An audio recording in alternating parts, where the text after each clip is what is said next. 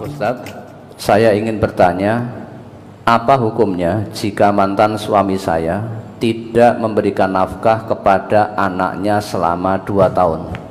Padahal dulu sudah bersumpah di atas Al-Quran, namun sampai sekarang juga tidak pernah memberikan nafkah tersebut. Apakah boleh jika saya menempuh dengan jalur hukum?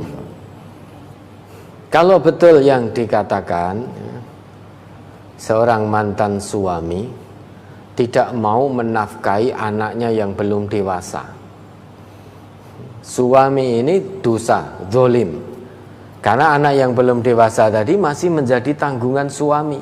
Wa 'alal mauludi rizquhunna wa kiswatuhunna bil ma'ruf. Dan bagi ayah, bagi suami itu punya kewajiban memberi nafkah dan memberi pakaian kepada anak-anaknya tadi. Anaknya belum dewasa. Meskipun disumpah di atas Al-Quran, bukan jaminan. Yang menjadi jaminan orang itu berkomitmen menjalankan agama, yaitu tatkala dia mengamalkan Al-Quran dengan sepenuh hati, bukan hanya formalitas sumpah. Kita lihat banyak oknum pejabat kita sebelum dilantik atau pas pelantikan itu juga disumpah di atas Al-Quran. Masih banyak oknum yang korupsi. Bahwa disumpah Quran ditaruh di atas kepalanya, kalau memang tidak sampai ke hati, ya tidak ada manfaatnya. Ketika dilantik menjadi seorang pejabat, disumpah di atasnya itu Al-Quran. Namun itu ternyata ada yang menganggap hanya formalitas.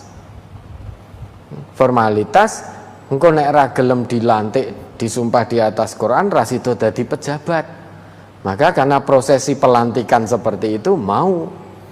Namun bagi orang yang betul-betul komitmen terhadap Al-Quran, tentu dia tidak akan melanggar aturan-aturan Allah yang ada dalam Quran. Niscaya tidak korupsi kalau dia jadi pejabat, karena komitmen betul terhadap Al-Quran. Suami juga begitu, tidak perlu disumpah di atas Al-Quran.